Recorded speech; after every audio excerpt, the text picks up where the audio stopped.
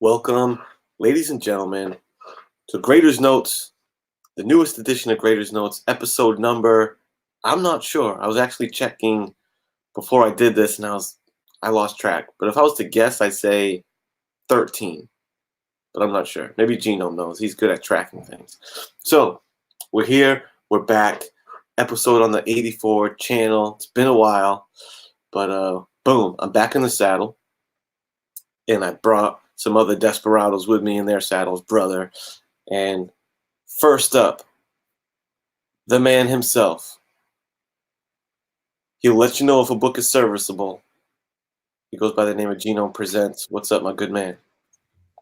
Hello, loyal watchers and or listeners. Great to be here with my compadres again, my partners in crime. And boy, we have a show lined up for you today with another special guest star, but I won't steal the thunder of our MC. So thanks for having me on. That's right, because Mr. Miracle is down with the flu, and we got a substitute grader, brother. Wait till you see who we have in store. But first, the legend himself, Metarog, in the house. How you doing, sir? Oh, I'm excellent. I am better than you guys deserve. I mean, it's better than I deserve. Doing great, man. You know, I missed the last episode because I was on that cruise. Great vacation, but man, it was tough to be away. But luckily, we have the world's best pinch hitter on Grader's Notes in our he's one of those. When you have a shotgun, and you have that special shell that just scatters everywhere. He knows everything. He can be everywhere. That's who we got. That's right. The secret weapon, the man with the plan, the unruly Simeon.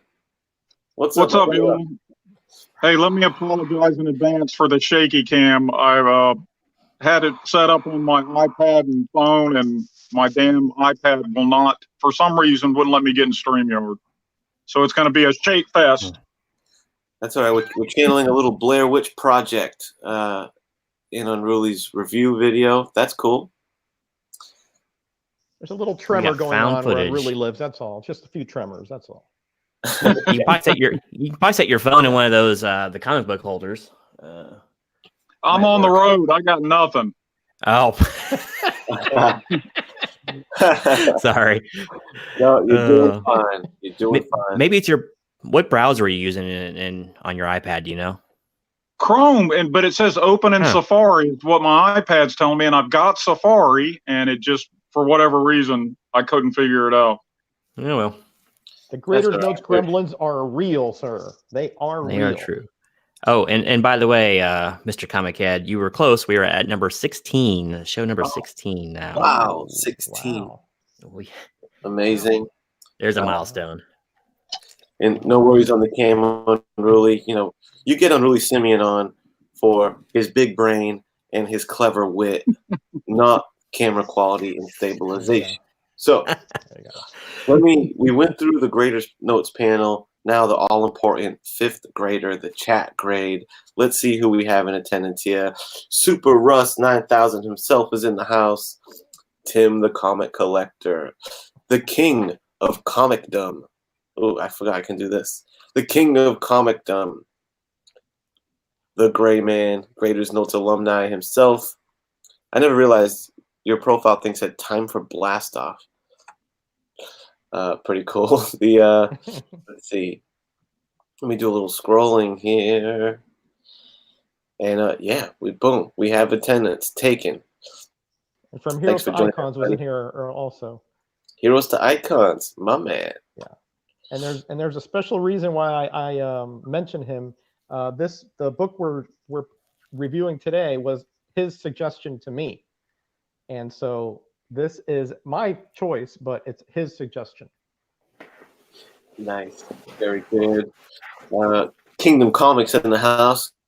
Good to have you in the chat, man, joining us as we dive deep into the depths of Namor #1. I'm going to make Metarog screen big because he's the one out of this sorry sack that has the actual floppy book. We hang our heads in abject shame. Yeah, we all bowed to the feet of Metarog and his collecting prowess because he already had it. But there it is, Namor #1. And what made you want to pick? We always pick books that are kind of notable and stuff like that. Is there a reason that you, aside from Heroes to Icon suggestion, is there a reason why this book was special enough to you that you wanted us to put it on the Grader'S notes panel? Well, I was probably going to choose this book somewhere down the line anyway. But when Jason suggested it, I was like, yeah, I'm going to put that in next. And mainly because, Submariner is now, in the news. He's like a hot item. He's being speculated as coming out perhaps in the Fantastic Four. And at this juncture, he didn't have his own book. He had miniseries, but he hadn't had his own book for over 15 years. And this is a real, almost a reimagination of this character. So I thought it would be really good for us to sort of take it and see whether this kind of somewhat radical transformation worked, or whether it is, something that was just used as a gimmick. So I'm interested to see what you guys think. Yeah, it is interesting, and Grayman brings that up too. Is we did Legend of Aquaman last week, so we got something of the big two's fishmen heroes go back to back here. So let's see how they, I guess, line up against each other. Yeah, there might be some comparisons coming up. Yeah. I like that aspect of it. Of it's kind of on the heels of Aquaman, and I'm sure there's going to be some room for maybe some comparison and parody throughout these reviews. Mr. Simeon, is this a book that you have read before this Grader'S Notes endeavor? Oh yeah, I'm a huge Byrne head. Byrne, and I've said this on a couple of my videos, Byrne is the guy that got me back into comics after like 7 or 8 years away when he was doing FF and Alpha Flight. Because I always loved his art. I first remember him from Iron Fist and then, of course, X-Men. But when he turned out to be a solid writer, in my opinion. Yeah, I've read this before. I love it. Boom, a Byrne head. Or, as people say, fans of Byrne are also known as burnouts, I've heard. Oh, man, that's bad. I like it. Sketchy, though, right? Yeah, it's funny that you were mentioning the new hype for Namor on Marvel Strike. For any of these guys who play Marvel Strike, they just released a Fantastic Four, and Namor is one of the last characters they released. That's his new character model. Hopefully you can see that right. But yeah. I can see it. So yeah, I think you're right. The hype is real on this guy all of a sudden. Yeah. Like I said, I was going to do it anyway down the line, but it was a coincidence totally that we had Aquaman in this. By the way, that had never even entered into my mind. So that's great, man. With the other name for the Byrne fans, Burn Victims. Burn Victims. There's just too many things you can do with that name, man. Oh yeah. The Burn Band, I've heard, all kinds of stuff. Speculators like me felt the burn because of all those books too. That's for sure. But well done, great man. Okay, well, let's get to the main attraction here in Grader'S Notes fashion. Quick rundown if you're new to the program. What's up, Mr. in the chat? Good to see you, man. Hope you're resting up with some soup and some cold compress. Feel better, buddy. We're going to go through 5 categories and grade them on a scale of 1 through 5. And for interior art, the writing, and the concept, and overall grade. We're going to go through it. At the end of each of our rounds of grading, we're going to kick it over to the chat, to the all-important chat grade, which we all secretly hope that matches with our grades. But we'll see how that goes. And first up, why don't we just start, right here to my left. Gino. One of those directions. Whoever I am. Back on 50% chance of being right there. Yeah, not that left, your other left. Gino, what'd you think of this cover? All right, let me get my timer pulled up. And remember, when y'all hear the turkey, that means the time that you need to wrap it up. So I got about 2 minutes to state my case. So here we go. Yeah, if you want to pull the cover up for me, thank you, appreciate it. Okay, so here we go. 2 words. Actually 3. Master of Anatomy. This guy, obviously studied textbooks because a lot of this is really accurate. That's the first thing that caught my eye in this cover. Is like if you look at the deltoids and all that, they look just right depending on the angle. The bicep angles and all that look just perfect. The way the wrist actually connects to the fist, all those little details, I think, are done really well here. It's a dynamic action scene, but I don't know what it's about. This actually does tie in with the book inside, though, so it makes a little more sense in that fashion. But it's just a dynamic action shot, I guess. But interesting. You know, I like the script at the top. I like the way Namor spelled out or drawn out. Looks pretty cool. I love the little smirking businessman Namor up there under Marvel Comics. Looks great. I don't know, but something about this cover kind of irks me, and it has to do with contortioning. It seems to be kind of a hallmark with Byrne sometimes. Like if you look down there at the calf section, and this thigh and calf is like something out of Clayface here. It's all over the place, and yeah, that really detracts from things. Another thing, of course, you're forced to look at here is the lack of Namor nipples. It's not an omission just for the cover, though. It's like that throughout. So he is must be his mutation and all his, decreases his drag in the water. But it just looks funny, man. It just looks strange. But he's got the striations across the pecs there. But it also has like a breastplate kind of bony look to it, which is a little bit odd because as well defined as his other muscle groups are, you think his chest would be a little bit bigger. So, it's just nitpicking. But he's got huge traps, big delts, big buys, and then his pecs are kind of just flattened. So once again, maybe that's a purposeful drawing. Once again, to lower drag or something in the water. I don't know. But yeah, so that was kind of odd. The water dripping off of him looks kind of strange too. It's almost like he's bleeding black blood or something. I think it'd have been more effective to have the droplets behind him or whatever, like he's shedding the water. But he looks obviously pissed, and I'm not sure why. But once again, you got to read inside. So all things considered, this thing does some good and it does some bad. I like the overall look of Namor, but his contortions are just strange. And the angle, I know this is a hard angle to get right, but maybe he could have made him a little smaller and some of these things wouldn't have been so pronounced. So I'm going to give this like straight down the middle, a serviceable of 2.5. It gets the job done. For number one, usually you want to see an action scene on the cover or something like that. But this one kind of screams action, at least in his abject rage that he has. But 2.5 does some things good, but it's a different room for improvement, mostly in the contortion field. There you have it. 2.5. From Genome, laying it down. 2.5, called it right down the middle.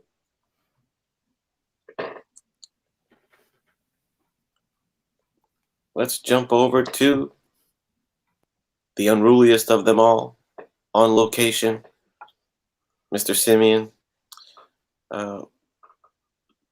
What say you about this cover? Oh, nice. Oh, you got it. I like the two X-Men books I've got in my little background here. Obviously, those are infinitely better covers, either one of them. But I love Byrne.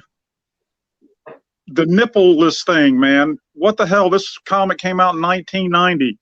Even Big John Buscema was, at least hinting at nipples in the mid 70s. Come on, Marvel. What the hell? And one thing I've always loved about Namor is his Eddie Munster or Norman Osborn widow peak he's got going on, Mm-hmm. That's a whole lot of forehead the man displays. But I like this. I like how it shows how high up he is, and judging from the scale, it seems appropriate that you can see the curvature of the Earth a little because he does that really screwed up later on in this issue. And I too like the businessman Namor that comes into play later in the series. I didn't even notice. You're right. His calf looks all screwed up. Mm-hmm. But at least he's packing that scaly loincloth. God bless him. And the coolest thing, and this has nothing to do with the comic, I am truly wondering if they introduce Namor to the MCU, and I bring this up every chance I get, will he have the little ankle wings? Because, I mean, really, do they ever get around to explaining that? I mean, I realize he's a hybrid Atlantean human and a mutant on top of that, but how the hell does a undersea creature and a ground creature breed wings on your feet? Maybe that's something we'll find out later. And this water coming off under his arms that you commented on, Genome, is it's black on yours. It's solid green on mine. That was throwing me off. You know, I've been in every ocean on this earth, and I've seen where the water looks green, you know, green, blue, brown, but I've never had it drip off me green. I wouldn't go in that water.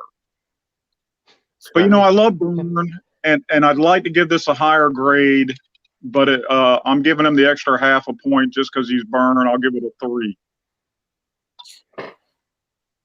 I got a 3 from Mr. Simeon. Great point about those ankle wings, man. I'm not sure. They're cool, but I don't know what what purpose they serve. Maybe Metarog knows, because whoops, did I just take you out? Maybe Metarog knows. Let's find out, and let's also find out what his thoughts are on this cover. Well, I think when he was created back in the 30s, they didn't give too much thought to the hybrid mutant fish characteristics like we have here in the 21st century. So essentially, they just wanted to make him fly. They didn't want to give him wings, you know, like the traditional wings. So they put him on his ankles and said, hey, that's good enough. That's the flying fish technique there. So no, I'm just, that's all supposition. I don't know that for a fact. Back to the cover, right? I generally agree with the two gentlemen in most of their aspects of their analysis, which was excellent, of course. Yeah, the water, the things that that I'm going to give you the negatives first. Right? The things that kind of distract me is, yeah, that I'm assuming that's water. If he's going that fast and that far, that shouldn't be dripping like that. You know, it's almost like it's oil or slime or some viscous liquid and not traditional water. And it's kind of distracting to me in my, you know, sometimes quirky mind that these kind of things distract me from what I should be focusing on. The facial expression and the way the brow is almost like shuttered is very cool. Obviously, there's something going on here. He's either upset or in pain or perhaps mad, shall we say, as in like not mad as an emotion, but as in mentally unstable. And I think that kind of emotive aspect of the face is something that Byrne is one of the best at, and that is clear here. I agree that the chest looks a little too sunken in for me, and you know the rib cage. He looks very thin, almost emaciated on the lower part of his torso there. I do like the little seashell around the belt of the Speedo. His old style, you know, that kind of came and went, but I kind of like that little detail. I do like the smirking corporate business aspect of the avatar up there in the upper left. I like the purple kind of, at least in my copy, it's like a purplish background, which sort of gives you, you're not sure if is it blue sky, is it gray sky, or is something else going on. It just gives you that little bit of a mystery behind it, a little bit of a nuance of a mystery. I do like the pose, except that it seems a little dark around, the inking seems a little dark around, it's almost like he's got an aura around him. And that's kind of a little odd. And yeah, that bulging calf muscle, it looks like, you know, there's an alien about to hatch out the back of that thing. So yeah, that's a little bit odd, but still, I think it's a powerful cover for a first issue. You get full frontal here of the character. Obviously, he's strong, he's conflicted, There's something going on here. It sort of goes in your mind that you want to know what is going on here. Very powerful. Obviously, he's going very fast, very high. For what reason? We don't know. We want to find out. So I think for, besides its technical problems, I think the impact of the cover is excellent. So I give it a little higher grade than my two previous esteemed hosts. I give it a 3.5.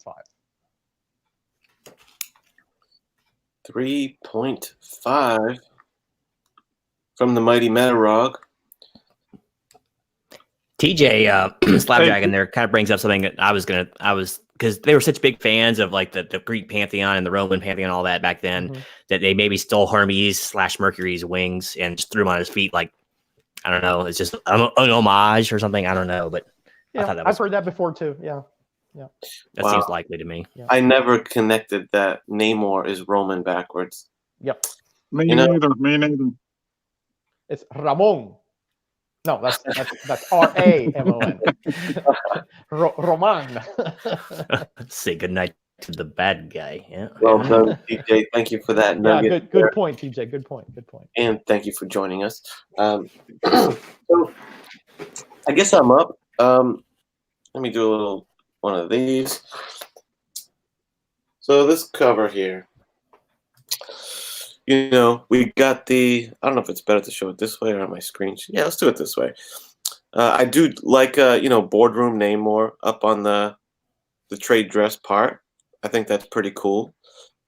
The name title, I'm actually not that crazy about it.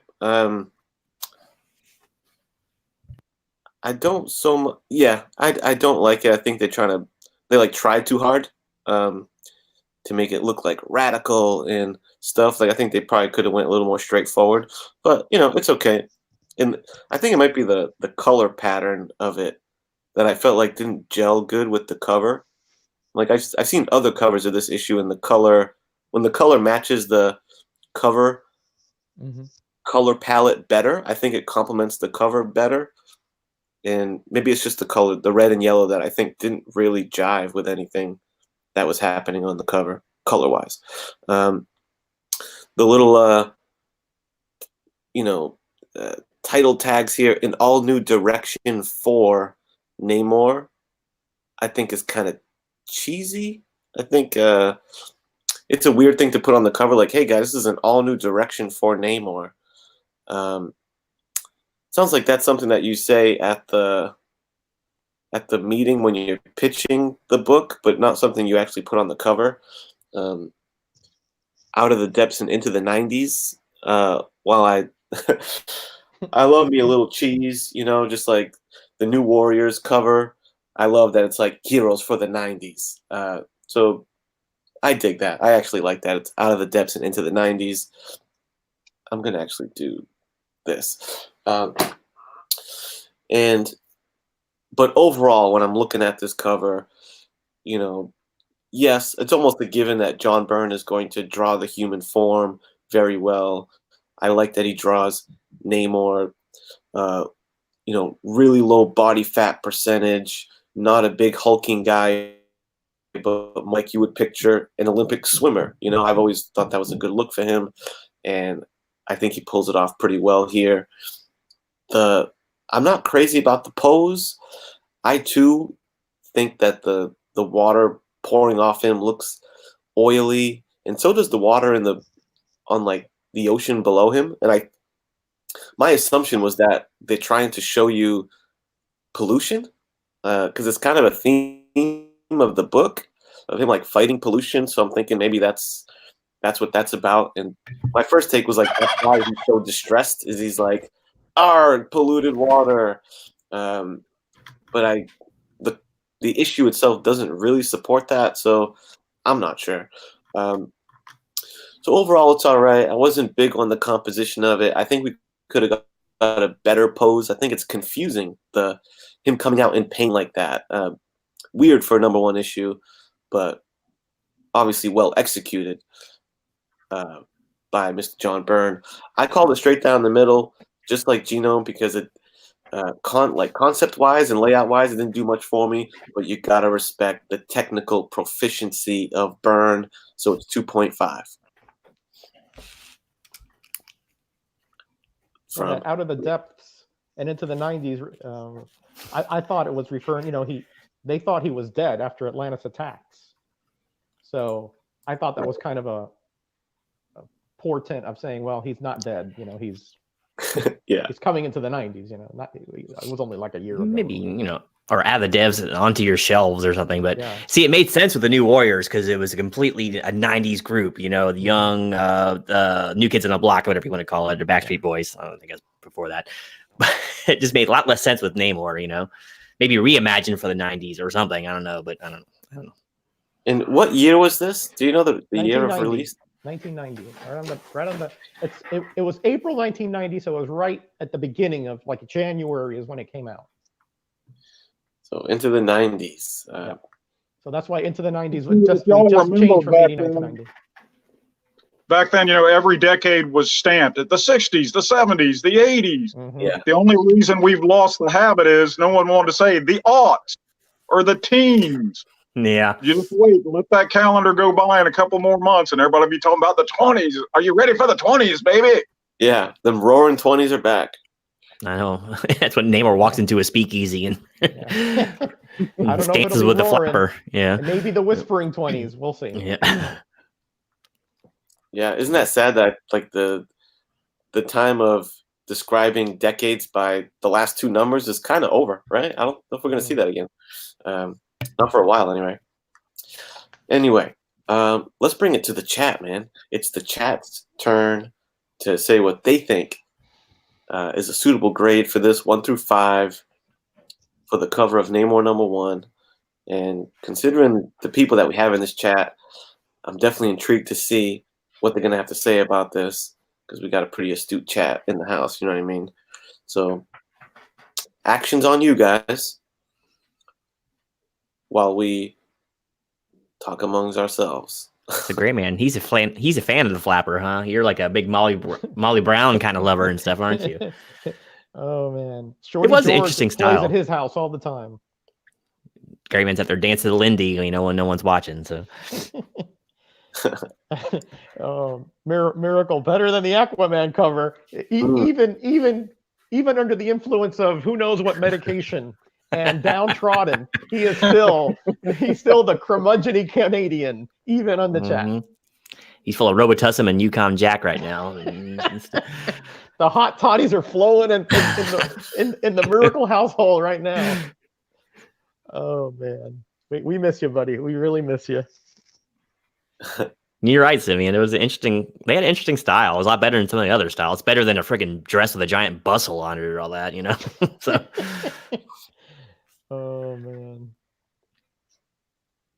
I play 20s tracks as secret songs on my podcast. See, Green Man is he's secretly a throwback, I mean, not to Neanderthal times, like many things, but to the previous century. Hey, Steve Whiting's in the house. How you doing, Steve?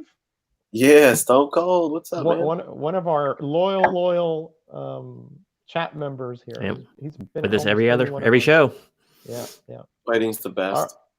All right. I think are we done here? Hold on. Yeah. Last chance for grades. Get him in there. Last chance. We'll give him another couple seconds here. Yeah. Wild Man of Borneo and my God to look. Gray Man, you are unique, brother. You are unique. All right, let's get going here, guys, because we already started a little late, so we can't go too much further here. All right, Gray Man. Oh, sorry. Are you ready with the abacus there? I am. Mr. Sure am. Yep. Okay. Gray Man 3, Comic Collector Tim 2. Boy, that's harsh, Tim. Mr. Miracle 3, Super Russ 3, Jason from Heroes to Icon 4. Cover directly reflects the interior and story. Well, that's true. Steve Whiting 2. He didn't like it either too much. That's it so far. I don't think TJ, I don't know if he hung around. That's a chat aggregate of 3. 3. Okay. So 3, kind of in keeping with ours. Yeah, not too, but within a half point of everything that we said. So. Yeah. And Here's the Icons does make a good point there. It does, and like many, especially first issue ones, this directly connects the inside of the issue and all. don't know that till you get inside. Yeah. Right. So cruising right along we talked about the cover art. Let's see how Mr. John Byrne did on the interior art. We all know he's highly revered in just comic community overall, but definitely within this show and this chat, we all are appreciators of Mr. Byrne. Is this some of his best work? Let's find out. We're gonna kick it over to the unruly simian. I gotta build a little suspense. Kick it to the unruly simian on Inside Art, and let us know what you think, brother. Oh, this is solid stuff. What stands out to me is it's very rare he just has empty space in a panel. He takes the time for every background. I've got a couple of nitpicks. All right, look at the scale of the boat he just came off of. From the height he's at, maybe 150 feet, 200 feet, you would not see the drastic curvature of the earth like that. Mm-hmm. And I'm loving these. It's like Byrne, called he went back to the 40s for his sound effects.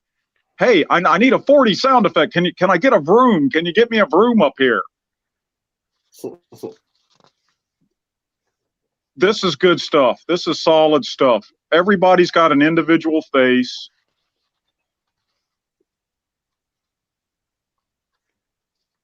Just see the backgrounds are great. There's another 40 sound effect, however you pronounce bluff. I love Marina. Like I said, I was a huge Alpha Flight fan. It was cool to see her even for a panel, and it wasn't really her. But the one thing I noticed, the only thing that I wouldn't take any points off for it, but it's just hilarious, is all right, I'm assuming this is our villainess in the future. Look at her T90 feet. I mean, those things were like 3 inches long. What did she grow up in Japan in the 30s? They bound her feet. Oh my gosh. And here's another great sound effect. B-damn, ba-damn. I'm assuming that's the sound a pistol makes right outside your ear. I hope I never find out. Mm-hmm. But no, I love the colors. The colors are sharp. I have no idea how this looks in real life. I can't remember that long ago.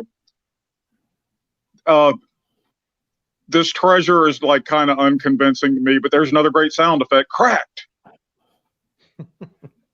And there's a panel in her. I meant to go back and look up how tall Namor is. I'm sure he's at least 6'1" or 6'2". That seems to be the go-to designation for Marvel heroes. Yeah, the daughter is standing right next to him. That's a tall woman there, y'all, and a good-looking one. Yeah. Byrne, he's not Adam Hughes or one of those guys, but he can draw females pretty nice. Great colors, great composition, great Byrne. I mean, and he does a lot with the little. You know what I'm saying? I mean, look, just a few strokes, and you got Namor looking, interested and puzzled at the same time. I love that purple. Love everything about the interior. I would give this, and granted, I'm a Byrne homer. I'd have to give this a solid 5.0. Wow. Solid grade from the Simian. 5.0. Whoa. 5 stars. We know Metarog is fond of Byrne. Oof. Does Mr. Metarog share in the flawless grade of Mr. Simian? Well, I wouldn't say flawless, but pretty close. And I think Unruly had a really good perspective of a lot of what I was going to talk about. This splash / centerfold is really, just really takes your breath away. You're right. The curvature there of the earth is totally wrong. But we actually do see a nipple there, which is, and the other one's kind of hidden. So yeah, anatomically, apparently he is correct. Although there's no color there, but again, I suppose that there's something to that the comics code maybe frowns upon. But you know, what Unruly was saying about the facial features, he is incredible. I'm sorry about the lighting here, guys. He's incredible at really tying in the facial features with what real time is going on around the person. You know, that look there of amazement and of shock when you see a man fly out of the ocean. You know, you're not going to be like, oh, that's nice. You're going to be like, huh, right? And the body types. I mean, the Miss Alexander's thin, very statuesque. Let me see if I can find that right here. Sorry about the lighting, guys. You know, thin, very statuesque, a presence, right? But yet her father, which is older, he's a little more frumpy. He's got a bit of a belly. He's got a bit of a disproportionate top because, you know, he's more of a scientist. He's not really an athlete. And then, you know, there are these panels where he does these trails that convey motion so well. Like when he's swinging this totem pole, the background is scant there, but I think that's on purpose because he wants you to focus on him being able to lift and swing this huge piece of rock, I'm assuming. And I'm not even sure if this actually happened. This may have been one of his delusions before. When we get into the story, we'll talk about that. But again, very well done. His layouts, you know, like Simeon was saying here, you know, he's like confused. He's trying to figure out what's going on. Conveys that so well. Again, all the women have different proportions. Some are a little more buxom. Some are fairly, you know, just normal. He doesn't. Not everybody is, you know, a Dolly Parton clone. Once again, you know, what Simeon was saying, he fills the panels, the backgrounds with details, and, you know, again, that floating head sort of tells you, well, that's the man. That man is that boy. He doesn't have to tell you. You can tell. Excellent storyteller in the art form. Even if you didn't know what the word balloons are saying, you can tell that, you know, he's calmed down here. He's listening. Look at that pose there. You know, very obviously in control. Very, shall we say, almost snobby, because now he knows, you know, that what he wants to do. Well, we'll get that when we get to the story, but he wants to create something, you know, to help the Earth out here. Again, and you know, yeah, those toes are ridiculous. You're right, out of proportion. But even here, these are twins, and you can see their facial structures are very, very similar. I mean, that's a little detail that most artists wouldn't care about, but Byrne, he does those kind of details. All right. So again, very well done. Again, I have a little problem here and there with, you know, the shading. I think the inking can be it's a little bit off here and there, but nothing grand. I wish a few of the shots had a little bit brighter color. Sometimes they're just a little too muted in the back. There wasn't a lot of bright stuff, but very, very well done. 4.5 all the way. 4.5 from Mr. Metarog. Great points there. I'll just jump right in, and I'll start with that opening centerfold splash page, if you will. Love it, and I like that I like the composition of this with the curved horizon of the ocean and the really small boat down there. Like, I think because I'm going to point out later what a master of perspective John Byrne is, and so he knows his way around perspective. And I think on a page like this, he's intentionally bending reality for the sake of a dynamic page, and I think he accomplishes that really well here. So I'm cool with bending reality a little bit for the sake of, you know, art and excitement and being pleasing to the eye. You know, facial expressions, of course, as Metarog pointed out, are spot on. I love the way Byrne draws Namor. Again, that svelte, muscular look is great on him. I like the way he draws his face, just the classic, always kind of like with a stoic look on his face. there's an example of different body types. Like Roger said, we got the kind of my boy's been eating a lot of coconuts, and it's starting to pack on in the belly region. Not everyone is a buff, character. We kind of got the little lanky natives here.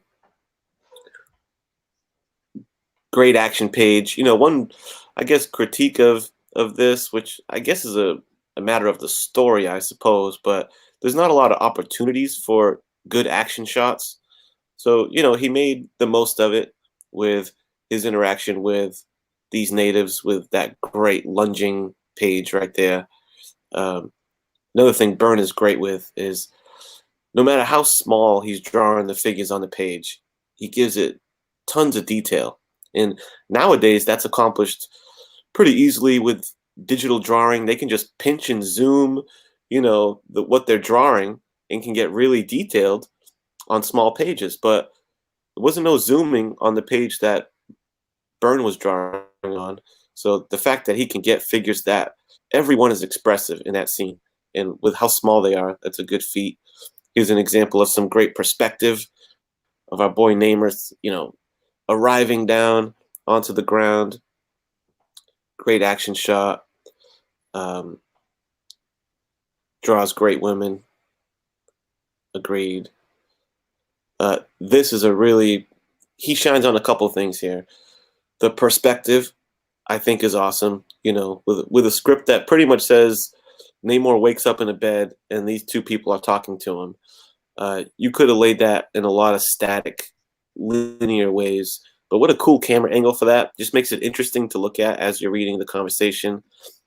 And also always doing something interesting with body poses. The old man could have very well just been standing there, but he's got his leg kicked up on the cupboard. He's got his arm leaning on the counter in a way that actually looks like he's putting his weight on it. You got Namor not just laying on the bed, but kind of rising up on his elbows. Just like little subtle things. Great shot of them stems on the gal here. So he just made the most of that page, which I love. Here's Namor's mom. She was drawn great. Like, look at that swimming pose. What a great way to lay out that page of her in mid-swim, showing half her face. Like, I also like that when we're in the flashback section, the panels are rounded versus straight, so you kind of know when you're in flashback mode. Mm-hmm. Great perspective here with the bike flying down the street. You can feel the speed on this as he's coming off the pier. And I love the way he drew them underwater here, like surrounded by black, but the bubbles kind of lighten up the page. And the last thing I'll point out is a critique. Yeah, those feet and those heels are insane. And I love that gun to the head page. But as is your boy's arm right here, I was like, does he have a Mr. Fantastic power or something? Because she's smacking the gun out his hand, right? And is his arm totally bending backwards like that? It's double jointed. What the heck? So that was weird. I was surprised Byrne, who has such a command of the figure, doing that kind of contortion work, but really great. I thought he excelled throughout the issue. I do agree with some of the muted colors and stuff like that. So I landed on a 4.5 grade on the interior art as well. Nice. Mr. G, no. I like those lights around your microphone. Oh, thank you. I thought it added a little pizzazz. Yeah. It takes attention away from my face. So anything that does that is usually a good thing. So let me see if I can get this pulled over there. Maybe able to share my screen. Let's see if this works.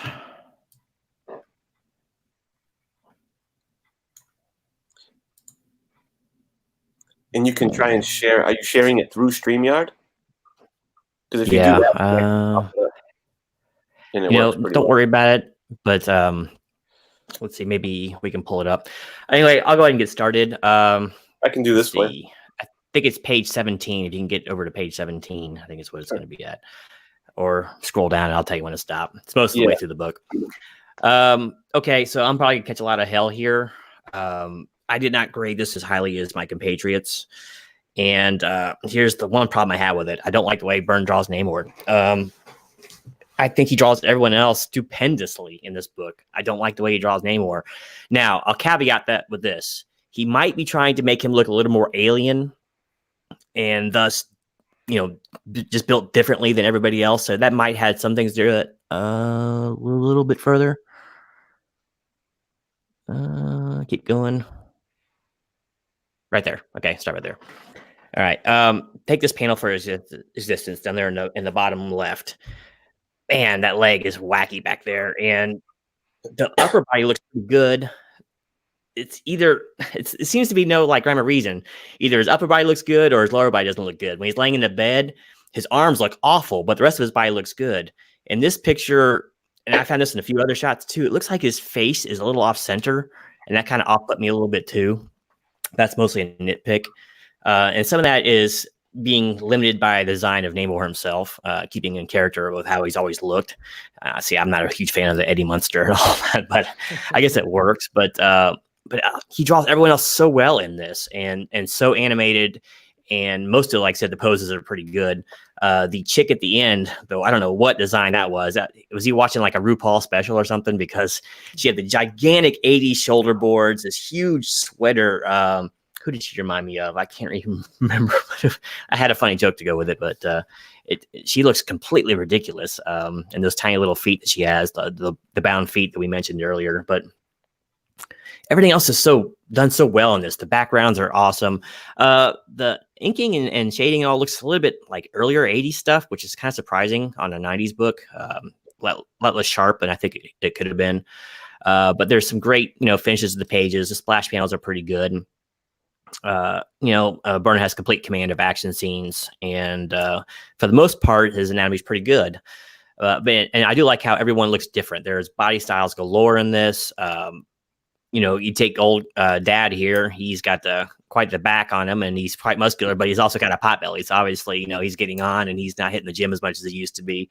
All the natives look different. Even the background people in in the city when they're doing the flashbacks, they all have their own face, as it were. So I won't get into it too much, but unfortunately, the way Namor looks in this, I kind of docked some of the scores. So I'm going to give him 3.5. Once again, I'm sure to draw the ire of the others, but yeah, it's pretty bad when the main character is my least favorite look of the entire book. But other than that, the book looks pretty amazing, and it's a further testament to the hardest working man in the comics, Mr. Byrne himself. So I'm going to go ahead and give that a 3.5. Ire drawn, says I'm really. Yeah, shots are fired. There's a few just panels in that book. I mean, that really off-put me, and it was all Namor. I don't think I had a problem with any of the other character looking in that book, and part of the problem too is he needs action poses, so it's a little bit more in depth. But and damn it, him not having nipples is just so distracting. It's like taking eyebrows off people. You can't stop seeing it in every panel. No nipples. He has them. I showed you them. Barely. Well, they come and go then, like the fins on Aquaman. They come and go. Yeah, they come and go. But yeah, so 3.5. 3.5. Yeah. More nipple. Maybe a few more nipple shots would have rounded up to 4. We'll never know. I never thought I'd be asking for male nipples, but my gosh, it just. Well, but you made a good point though. I think Byrne did draw him so that he does look very different from humans, because of his hybrid nature, and that's part of like the swimming muscle kind of physique with the very longer torso and the shorter legs, that kind of thing. And I think he does do that on purpose too. But I think he does exaggerate it in a few panels. You've got a good point there. Yeah, like that scene where he's laying down in the bed and the transfusion and all. It's kind of like that with me. It's like, his rib cage looks alien, looks a little different. I don't think that was a mistake on Byrne's part. No.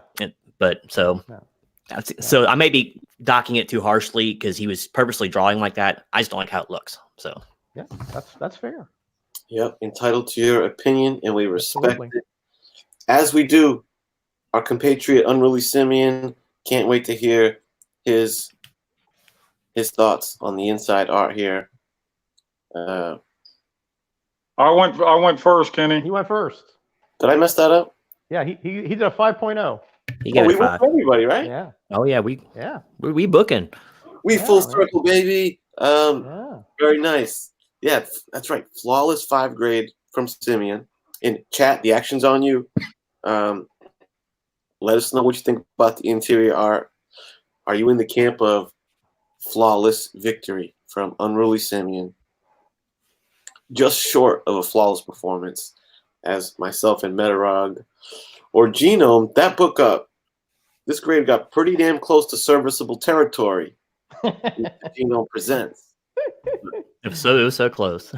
Close. He didn't drop the S word once in the critique of the art No. inside, so we're Because safe. everything else, because everything else is so good. You know, you don't want to destroy it because you don't like a character design too much or something like that. So yeah, so everything else is very worthy of at least a 4 or 5. You know, and because we don't know what he's capable of.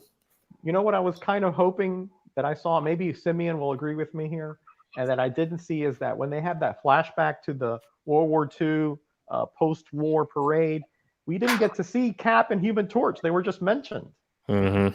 but we never got to see them. I would have Original loved to Human see, Torch. Yeah. right? The original Human Torch. I would have loved to see, that, a panel with them, up on a parade float, or being, somehow being shown to the masses. And they, I think he kind of missed the boat on that one. No pun intended. Yeah, it would have been nice to see Cap in the original Human Torch, but remember the old marine biologist is telling the story, and Namor saved his life. So those are his memories, in the flashbacks. So of course Namor is the only one who stood out to him.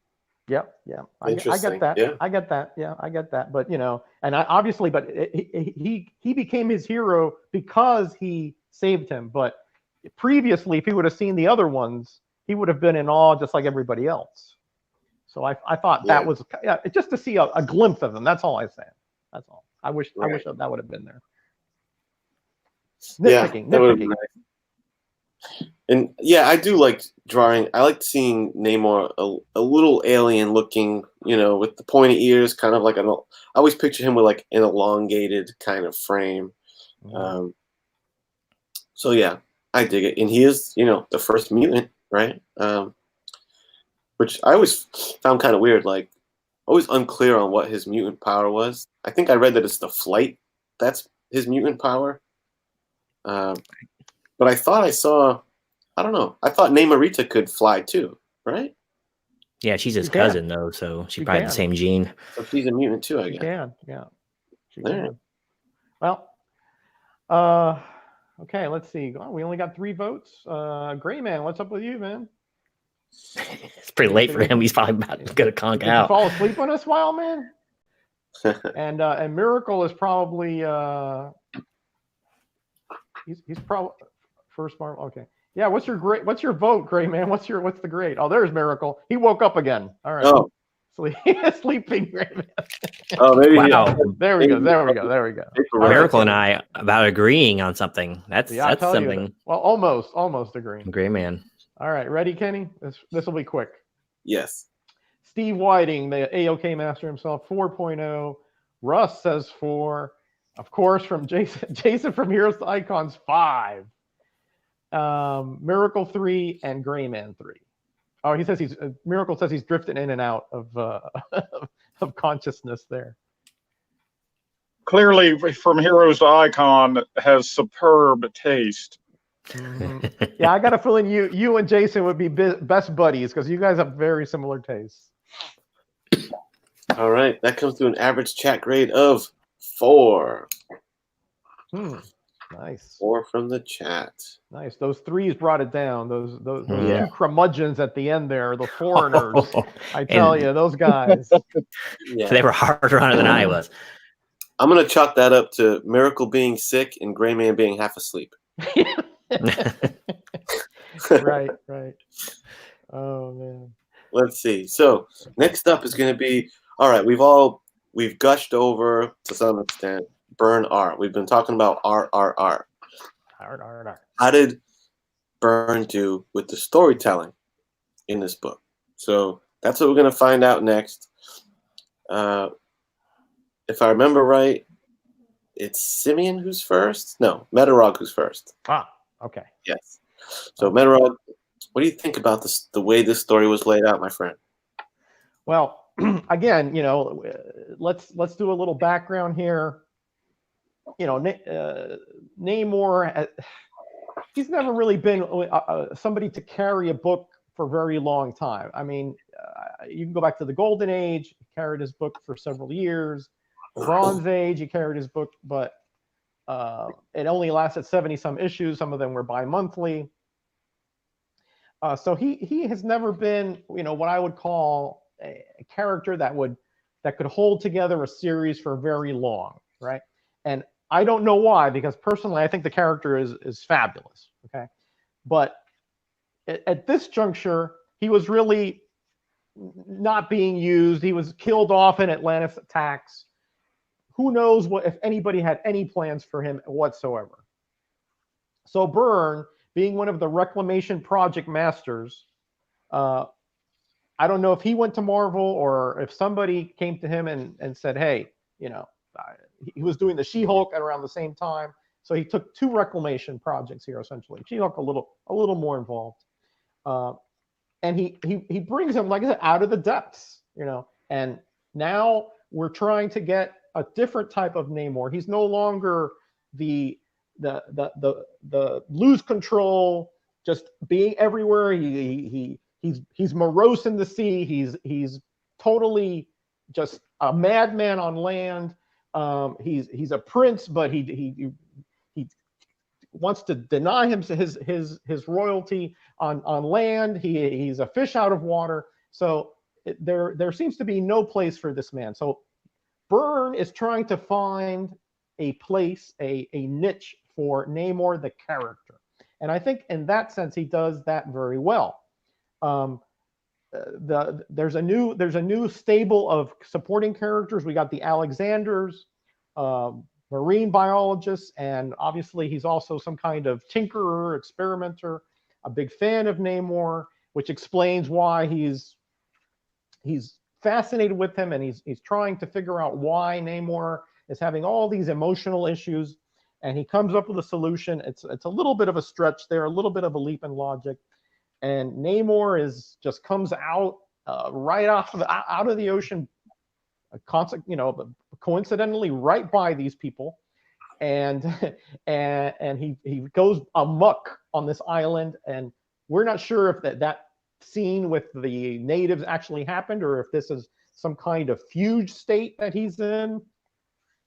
But they find out that there is something wrong with him that they can actually do something about. And I know I just got the turkey call, so I'm going to keep this short. Essentially, now, because of the encounter with these people, he is now a more even-tempered. He is more logical. He's thinking things through, and he's figuring out that he has the ability to affect things on land because he can find essentially a fortune under the sea, and with that, he's going to affect the aspect of what he's been trying to do, which is to make sure that the surface people respect nature, respect the oceans. He's an ecologist under the sea, all right? And so the way he does that is through money. And I think that aspect, to sort of change Namor from that lost soul who never found a niche, could never keep a relationship, to now having people that he is going to put into a position, not through him. He's not going to be the front man. He knew that would disaster. But if he puts others that are already in that realm, they're already ecologists, they're already marine biologists, and start a company that will challenge the pollution and all the different aspects that are transforming the planet from a paradise to this hell.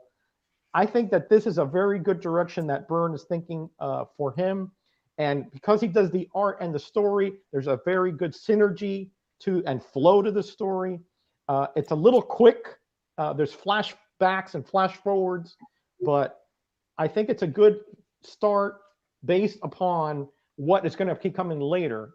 And the ideal, I'm not going to get into that. I'll get to the concept, but the ideal of John Byrne and the way that he scripts this leads you to, and the way he sets things up, dominoes fall one after the other until it gets to a logical conclusion. And because of that, I give this a solid. I mean, I'm not saying that everything is perfect, because there's, everything happens way too conveniently.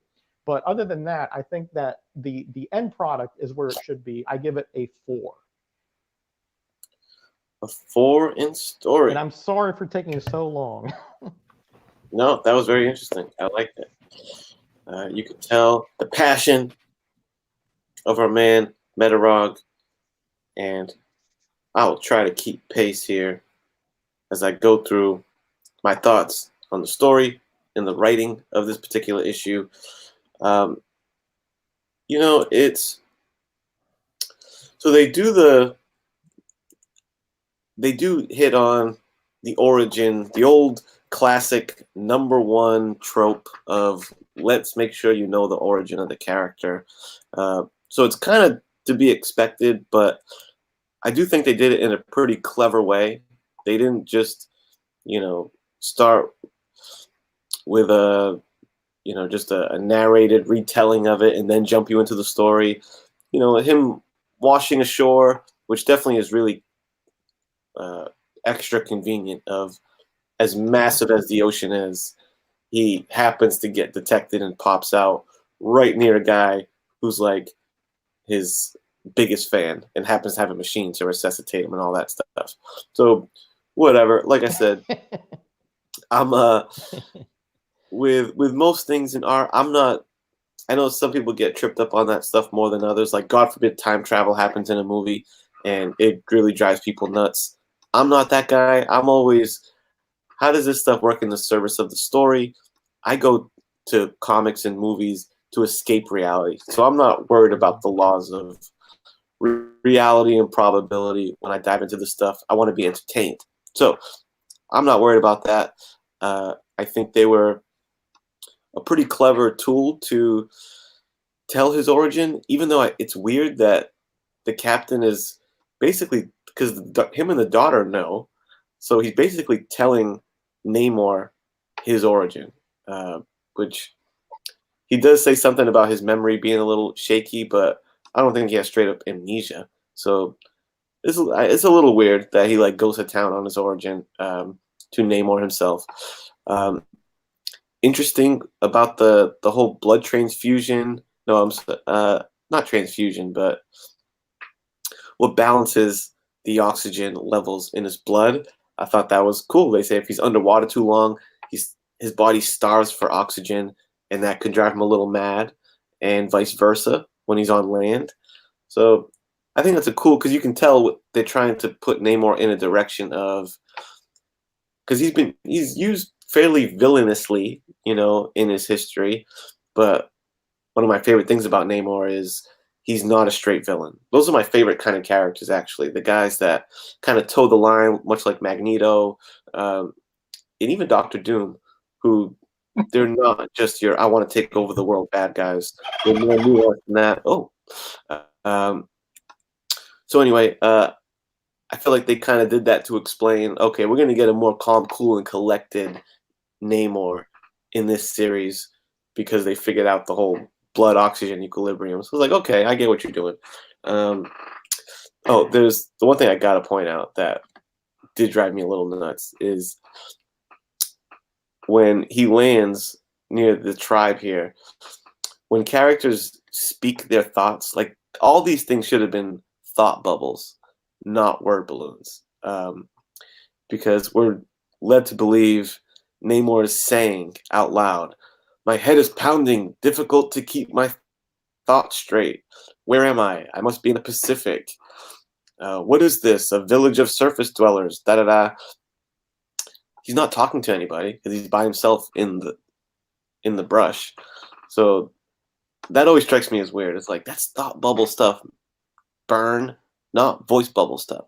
But anyway, and it's weird, the prologue and epilogue thing they have happening here. You get prologue 1 and 2, then No, epilogue comes first, oddly enough. Mhm. Epilogue 1 and 2, then prologue 1 and 2. That was just weird.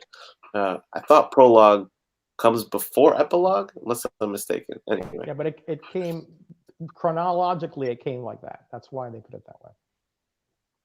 Oh, Yeah. weird. It's confusing. I agree. It's confusing. It is a little confusing. Yeah. So, anyway, it was still a fun read, and I landed on a 3.5 for the story.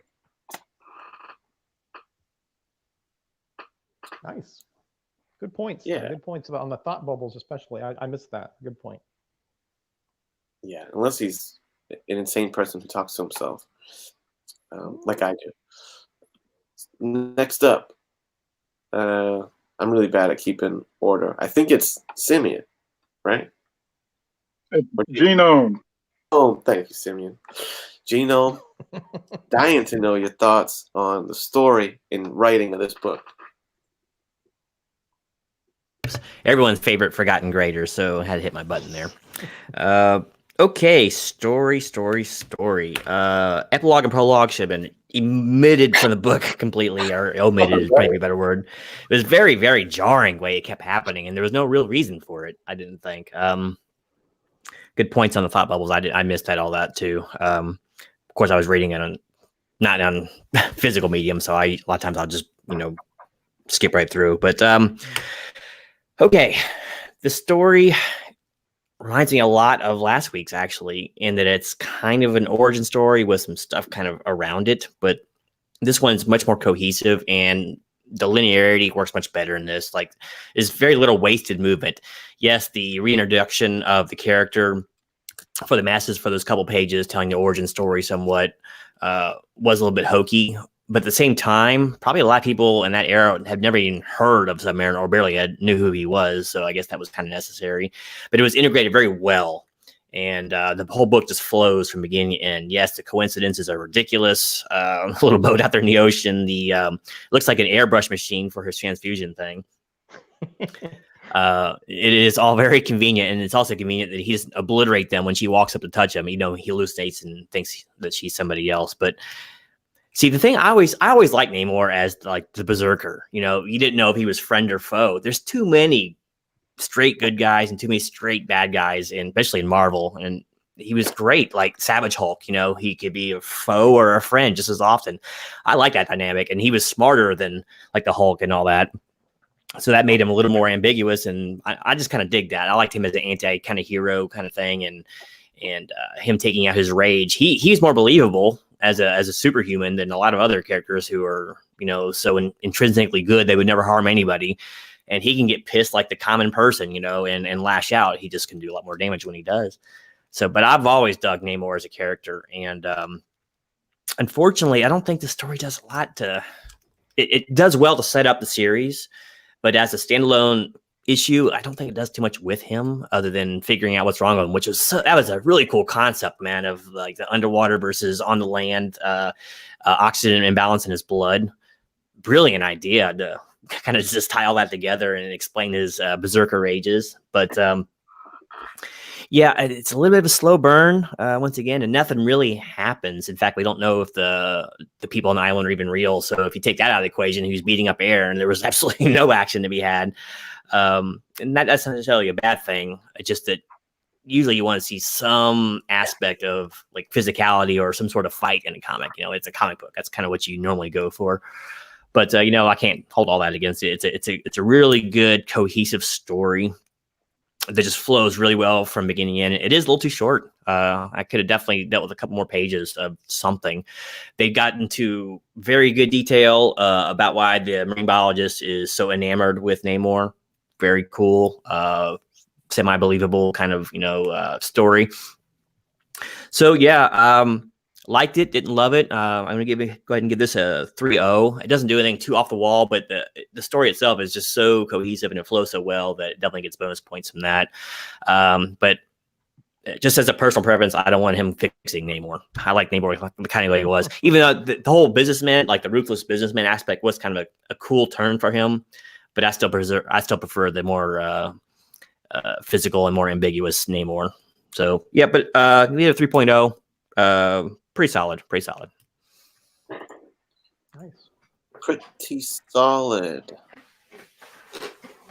Let's see if Unruly Simeon agrees. We got a little tease of some potential salt coming up. So let's see if we have a high sodium take on this story, courtesy of Unruly Simeon.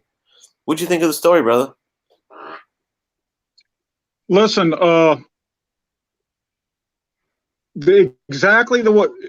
this was Byrne's MO at Marvel, and then DC, and then back to Marvel. He took an old tired character and just breathed new life into it. I love the story. I think and Raj alluded to this, is the epilogues were wrapping up his previous arc, and the prologues are setting up the rest of the series. It confused me at first too, but that's how I'm reading that. I think y'all disgust me with your low grades of Mr. Byrne's fantastic storytelling. But he did a great job. I love the whole, all right, you know, and you're right, Kenny, freaking the Gulf of Mexico, you could fit 50 plus Gulf of Mexicos in the Pacific Ocean. And if me and you spent our whole lives just on the surface, not underneath the Gulf of Mexico, just tootling around, the odds are we'd never bump into each other, right, much less come flying up through the ocean right next to a guy who's been obsessed with me his whole life. And oh, by the way, knows how to cure my inexplicable fits of freaking rage. Now, here's the one beef I've got, and I'm a hard sci-fi kind of guy. I want it to at least be semi-believable, you know, not the Star Trek jargon solution. And before anyone gets on me, I like Star Trek. But he's talking about your mother's people had adapted to life in the oceans where oxygen is less freely available.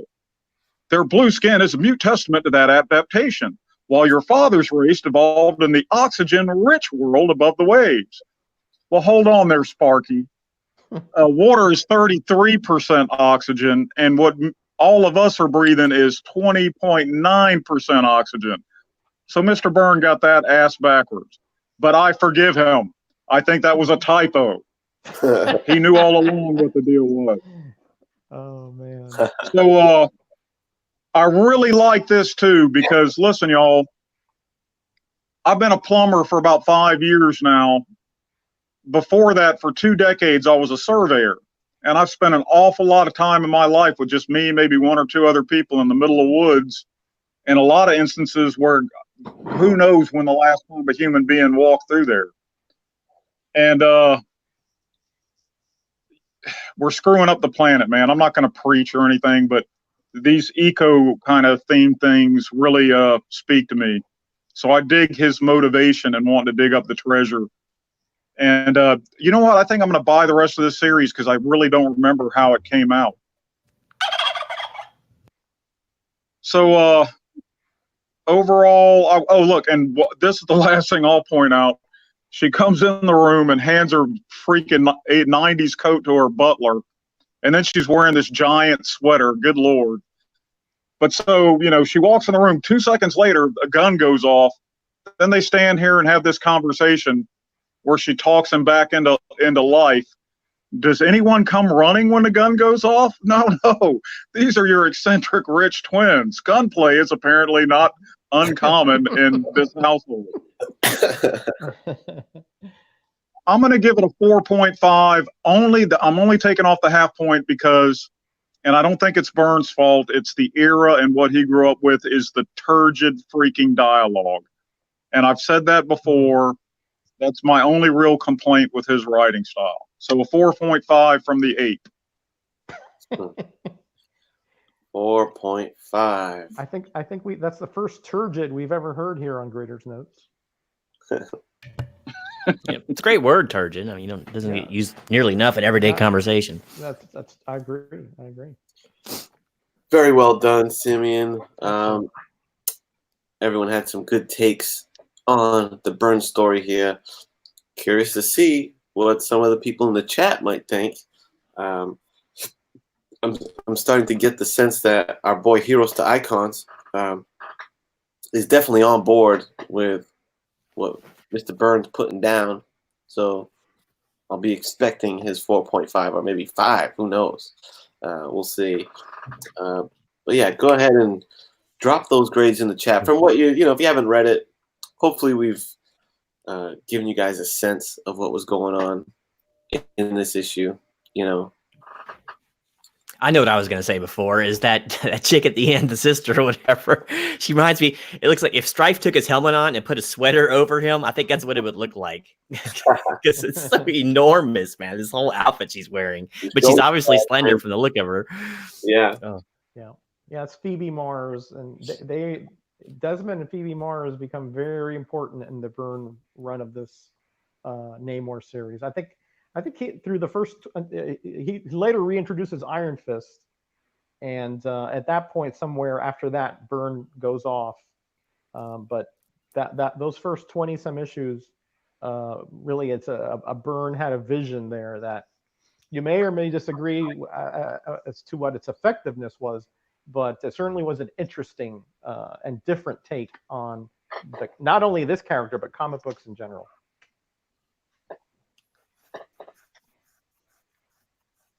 Oh, Asian Funk in the chat. What's up, brother? Asian Funk. My man, just getting caught up here on the chat happenings. I realized my thing wasn't updating. Wait, is that a Night Tiger sighting? That's It is. Tiger. Whoa. My buddy from Ocala is in the chat. Ocala. Oh man, you're close to where I used to live. So. Yeah. Yep. All right. Thanks for joining, guys. Yeah, what's strange is that I lived probably an hour and a half from him when I lived in Florida, and I didn't see him till I moved to Mississippi. Hey, is there still a barbecue joint in Ocala called the Big Rascal? I ate there 20 plus years ago. Man, was it good. I'm sure if Mike's in here, he'll know because he's lived there quite a long time ago. Wow, deep cut. All right, so we get our grades in already. Let's go. What was the 8? You ready, McKenny? Yeah. All right. Asian Funk says, love this story, but not a big Byrne fan. 4.5. Yep. 4.5 from Heroes to Icons. You called it, Kenny. All right. I've not read it. Going to your chat. Okay. 4.0 for Steve. 3.5 for Russ. I've actually read this one, but it's been forever. Okay, that's fair. And 3.5 from the Gray Man himself. Mr. Miracle's apparently comatose. Wake up, Miracle. He'll just drag the average down. He wanted more salt out of Unruly. I mean, he thinks that's his protege, you know. That's funny. You know. Oh, he's awake. 3.5. Oh, He must have heard us from way back over there. Okay, let me do that again. So 23.5, 6. He did bring the grade down a little bit, but not enough to affect what the overall point stood at, which was 4.0. Hey, what story? That jives with me. Bag on point. Okay, we've gone through the more tangible aspects of this comic: the cover, the writing, the art. Now we're going to get a little more. Is ethereal an appropriate word? Probably not. Ephemeral, ethereal. Ephemeral, yeah. The concept. What's the overall vibe, the mission statement of this issue? And what are they kind of letting us know that we're in for with this story? So I think I'm first. You are. Yes, I'm first. Okay. So, as far as the concept goes, I mean, hey, I'm a big fan of Namor. I will say that I think, I prefer my Namor usually as a supporting character. Granted, I haven't ever read a long-standing Submariner run, but something tells me that he probably works best when he's in the cast of characters, because the cool thing about Submariner is how other people play off of him, because he's such a bold character with like a real bold attitude. So it's it's always interesting to see how people are dealing with him. Now, I get I'm definitely left with some intrigue here. I feel like we weren't left. Not that I need like a big cliffhanger necessarily, but I do feel like the end of an issue number 1 should leave you with something that really tells you, damn, I need to see what happens, and grab issue 2. And the end of this issue didn't really leave us on something that we felt needed to be resolved necessarily. You see that we got the origin story. You get the idea that he's going to start like an ecological business, to kind of help the planet in pollution, which logically makes sense. The ocean is probably the number 1 thing that we pollute on the planet because it's the world's, garbage disposal.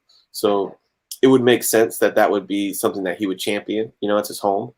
So, and if I was an ocean dweller, I'd probably would get pretty annoyed with the surface dwellers, what I'm saying, with all that ocean pollution. So I could totally see his logic with that and being compelled to do that.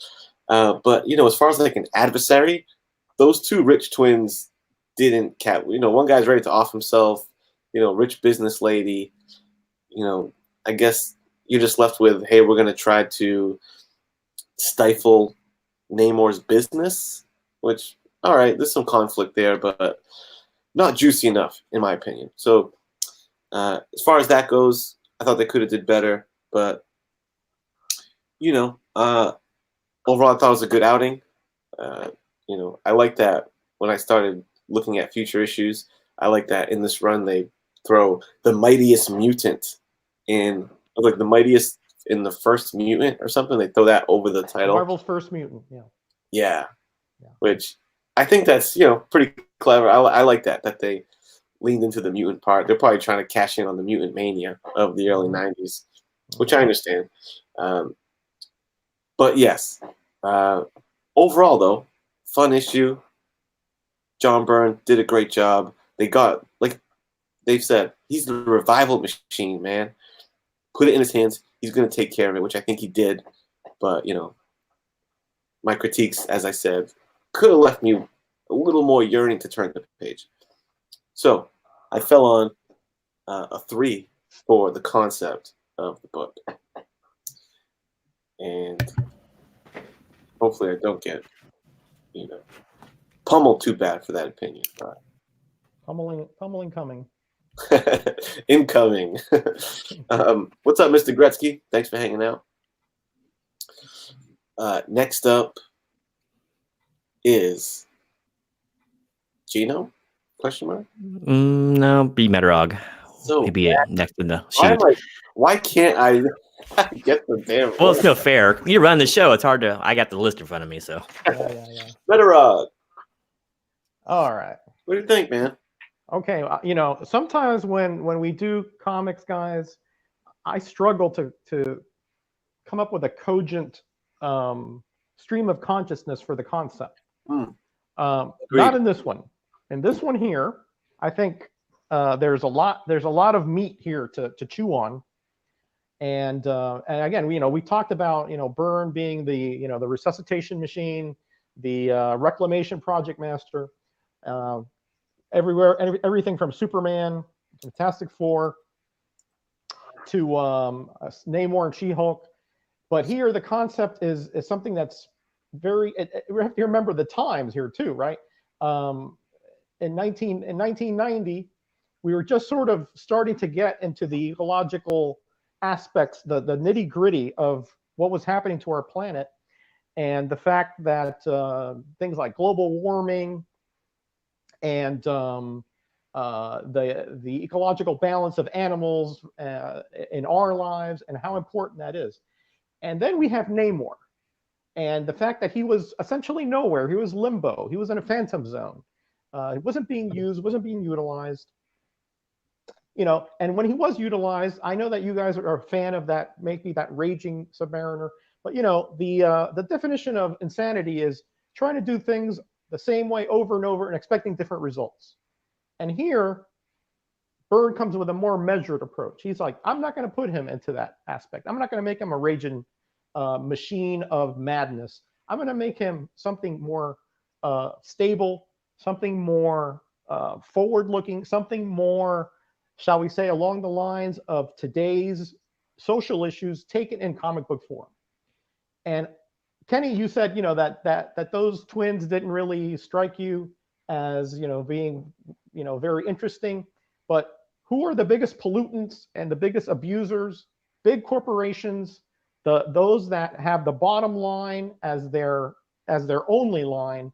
Those are our top level villains, certainly at this point, when you're talking about what happened with oil companies, spills into the sea, not taking care of all the different aspects of due diligence when it comes to oil tankers and drilling and deep sea drilling, all those aspects.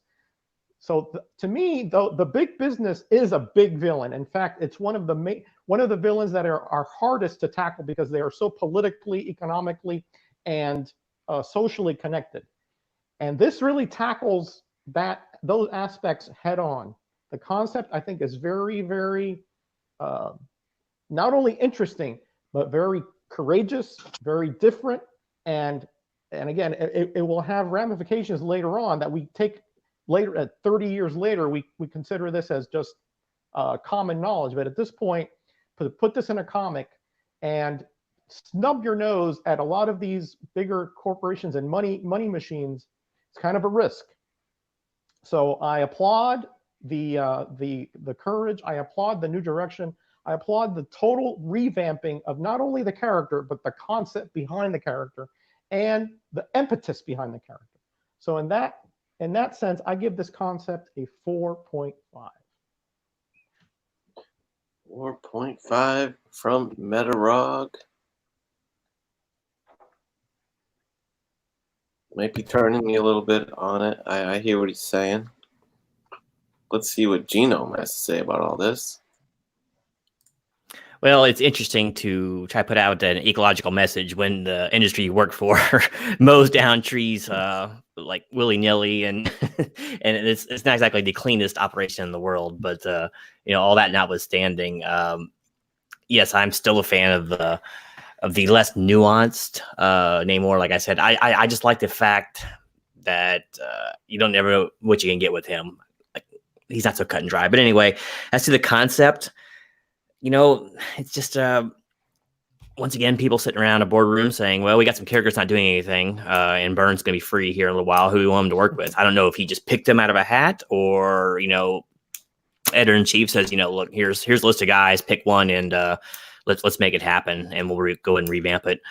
Yeah, it does. I think him being a mutant, as it were, does definitely help things, because the whole mutant mania was going on like gangbusters at the time. And of course, everyone knows his work over there on the mutant side of things. So it's kind of just makes a lot of sense to revamp it. I'm not sure how dynamic, like, we're talking about comic books here. We're not talking about, and having like the main villain be boardroom baddies. That works better for like the more intellectual characters, like, I don't know, like dynamic between Mr. Fantastic and Dr. Doom. A lot of times it's a chess match with those two, not so much a game of brawn. And this time we have just a regular human protagonist who obviously is severely flawed. He's ready to off himself because he has no challenges left. I guess he could build a spaceship or something. I mean, that's another challenge. But so that didn't really, I had no real desire to read the next issue to see how the boardroom follies went. I'm a little more interested in seeing Namor kind of getting down and dirty, maybe he's going to go out and stop the oil tankers leaking, or something like that, do something a little more productive. But also it makes more sense to try to head the problem off before it starts. So I can see the kind of the gestalt of the whole boardroom thing, but that really wasn't where I wanted to see Namor go. I don't find him to be a character who belongs in a suit and tie too much. I think some other characters could have done that better. So I know it's a relaunch and a reimagining, which takes a little bit of guts. I give it that. And obviously there's some messages that Mr. Byrne wanted to convey, and not so subtly. And he was given, looks like, carte blanche to do it. But yeah, I don't know. Like I said, I'm just a little too old school with my my Namor fanboy ism, so I liked him better as he was before somewhat. But the the nuance is kind of nice, I guess. But he's kind of, it's funny because he says like only humans understand is money, and right now he's telling that to the people who basically cured him for free.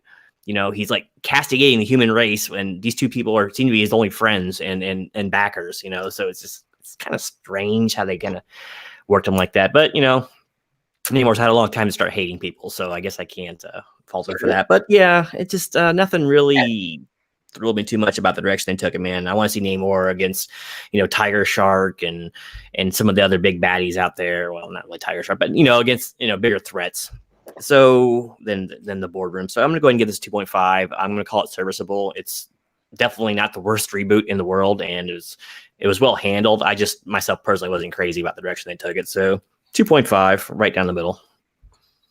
All right, 2.5, and thank you, Genome, because it looks like you'll absorb more of the damage from Simeon than I will with that review. So thank you for that. The first line's coming at you, Genome.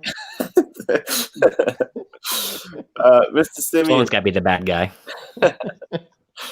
What do you think? Are you more in line with Metarog, really appreciating the high concept of what's going on here, or you're more in line with, Genome and even myself a little bit on maybe not the most gripping comic book fodder for our boy, the Submariner? What say you? Well, y'all have to keep in mind that I'm incredibly prejudiced and pro-Byrne because, like I said, he's the guy that got me back in the comics. I mean, literally, Alpha Flight and FF is what got me reading them again, or actually spending money on them again, and it sucked me back into the vortex of collecting and coveting and having to have and all that happy stuff. So, I loved that little 6 issues he did on the Hulk, and it's the only time in my life that Superman has ever been on my radar, much less my pull list, was when he was doing it, and I love that. But I'll tell you what's weird is, this Omni of this run just came out, like I want to say 2 weeks ago, and I looked at it and went, meh, pass. From reading this first issue, the minute we get done with this, I'm going over to IST and ordering the damn thing. This storyline intrigued me. And look, I'm a superhero geek as much as anybody. I love to see the people throwing down with their hardcore villains. Raj, I love that cover with Tiger Shark on it. Even though Tiger Shark is a bit of a punk, he's got the coolest design of any character ever, period, in my opinion. Yeah, that dorsal fin goes on forever. It's awesome, and the colors work. But I like this. I like this as more nuanced. It's like Namor's, and Roger touched on it. He's why am I swinging my fist at the surface world when I can outthink them and outspend them? That's a battle I'd like to see. Because you're right, and not. I at least tend to paint big corporations as villains, but they're not all that. Not every single one is, and not every single member of the bad ones are bad people. But hell yeah, they need to be taken down a notch or two. And if he's got the money, and I'm really curious to see how this plays out. So I'm definitely going to keep reading. But so you know where I'm going with this. I'm going to have to give it a solid 4.5. 4.5. Just shy of a perfect two grade. Different camps. Two different for this particular concept. Yeah. Ooh, there's a great Tiger Shark cover. Nice. He does have such a great design. Yeah. Good call on that. Yeah. I like the sharp teeth too. He's got like these pointed, almost piranha teeth. They really. So I got a West Coast Avengers issue where friggin' he gets beaten up by Tigra and Hellcat, for God's sakes, man. They didn't do him any justice in that one. But well, if he's dried out, he can be weakened, and that's sometimes how he's defeated. Yeah. They tore his suit. That's what it was because he keeps water in his suit. The water retention suit. Yeah. Chat, what say you on, what's your feeling on the overall, vibe and mission statement of this book? Let us know in the chat. We'll add that up and see where we stand, Yeah, but I'd say between, the big two's shark characters, I think Marvel's got it, man. Between Tiger Shark and DC's King Shark, Tiger Shark's a badass. Yeah. King Shark is a little too ridiculous. He's almost like a shark version of Orca, Yeah, I forgot about Orca. Yep. Yeah. He was in the vault. I have a Venom story with him in there. Did y'all ever read Top 10 by Moore? There's a lawyer character. Yeah. A lawyer character in that series is an actual shark. He's a shark that walks upright. It's hilarious. Yeah. A long time like ago. Jabberjaw. Yeah, Jabberjaw. Yeah. It was actually like a Three Stooges kind of, right? Knockoff, right? Yeah, he was like a Curly knockoff. Curly, that's right, Curly. The poor brothers. Yeah, King Shark kind of has like a Ninja Turtles villain kind of vibe to him. They did a lot of just like, anthropomorphized animals that just. Yeah, didn't they have like a sewer shark or something in that show? Like a shark that swam around the sewers. I think they did a shark character. Yeah. Yeah, and that was a long time ago, guys. But I seem to remember something about that. All right, guys, let's wrap it up here.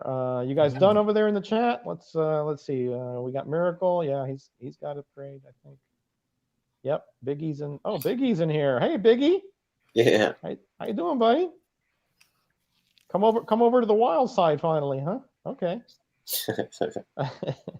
All right, here we go, Kenny. 3 from Gray Man. 3.5 from Mr. Miracle. 4.5 from Heroes to Icon. Burn victim. I guess he's calling himself a burn victim. Super Russ 3.5. Gray Man, I read it. Okay, good.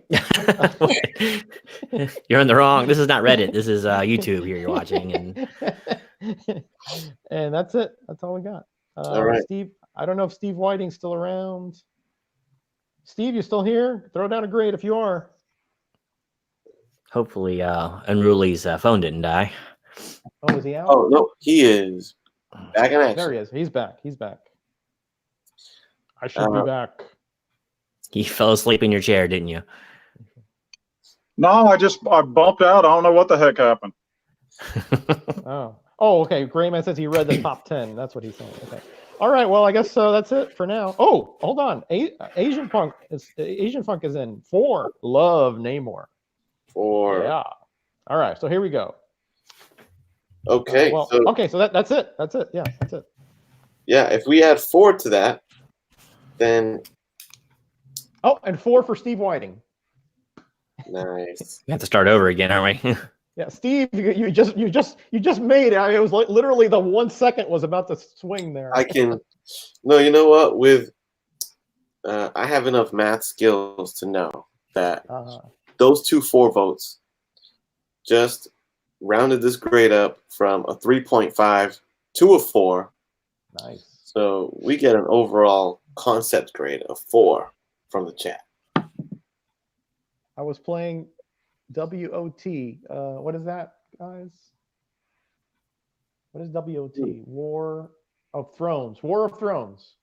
War of Thrones. No, that's I'm wrong, right? Makes sense. It sounds like a game. It's probably saying I'm playing, not listening. Yeah. Oh, World of Tanks. Okay, gotcha. Yeah, okay. Gotcha. Yeah. Okay. All right.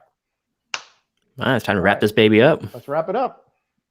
Wrap her on up. So, okay, we overall grade, yeah? Overall, yeah. Yep. Okay, let's fire through the overall grade, which will bring us to Genome first. All right, so could go aggregate, but I'm going to go ahead and I think the aggregate's going to be about the same as what my subjective score is going to be. So I'm going to go ahead and label this a 3. This is a little better than average. While I wasn't crazy about the direction they took Namor, it was something different, which I can dig. I like the character of Namor a lot. It was good to see more of him, especially in his own series, because I thought he was woefully underused, basically for 30 years prior to that. Well drawn, of course, story. I didn't give the cover high marks. It was decent.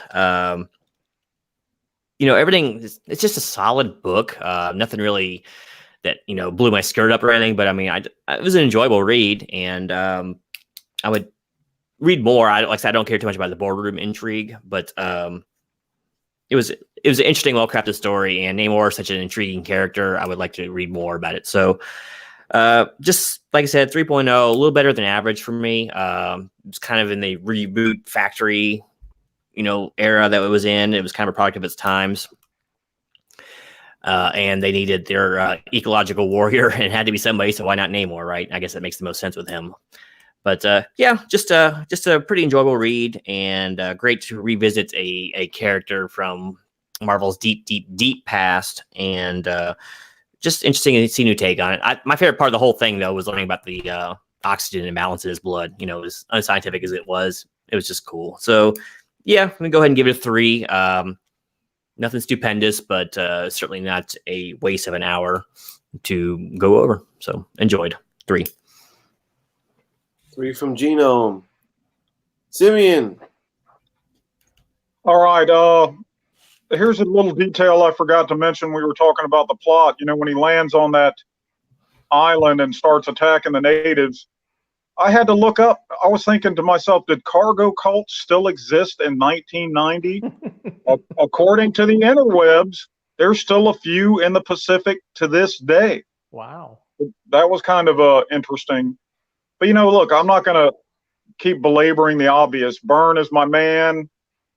I would love to have an autographed copy of any book he's ever done, and I don't look for autographs. I would love to just spend a day in his studio. If y'all have never seen that, he's got some amazing original Kirby FF pieces on his wall. Mm-hmm. Yeah. The man made some money when you could make money in that game. I loved it. I'm going to have to go with my last few grades of 4.5. 4.5 from the Simeon. Little fun fact about cargo cults in there too. I tell you. Mr. Metarog. Yeah, it's hard to follow that act with the cargo cult, research, but let's take this one step at a time. Although I think the destination I think is going to be obvious. The cover is probably the weakest aspect. It's pretty good, but again, there's some technical issues, and there's I wanted more from it, of course, as I usually do, but it does give you a little bit of a portent of things to come inside, and obviously the emotion and the angst that he's shown here to me is an interesting little kind of teaser. I wanted a little more. Technically, it's a little flawed, but it's good enough for me to have, regardless, it's Byrne, I'm going to buy it. So 3.5 there. The story, I thought it was pretty well done. As Genome said, the resolving the blood issue, I think it's a natural fit. Namor being an ecological warrior, those aspects have been touched on in his 70s series. But here, and I think Simeon made a good point too, saying that the most effective way is not to react to what's going on, but to act, to head it off, to be the top dog and set the rules rather than trying to fight the institutions. So I think in that sense, the story had a really good turn, very different from any other stories that I ever read from Submariner. So I give him high marks for that. There's some nitpicky issues in there of concept of, obviously the circumstances are a little bit on the ridiculous side, but as Tenny said, it's a comic book, right?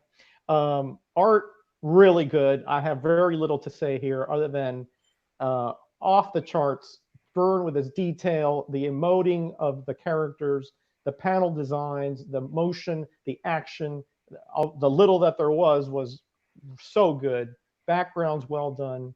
A little bit here on the muted colors, a little bit here on appendages and nipples not being placed, but you know, we're nitpicking, nipple picking, I guess you could say. Concept, I think, was a very strong here. I'll just reiterate that, you know, the character was in limbo, was in nowhere, and again, they took out, you know, essentially the comic book Jesus to resurrect this character, you know, from the grave, out of anonymity, out of nobody's consciousness at this time, and put him into a situation which not only fit the character but made sense. And again, the financial aspect, it may seem a little boring, but you know, when you know how the machinations start and where that's going to, and the level that corporations will go to protect their profits, it's a very intriguing, I think, little tease.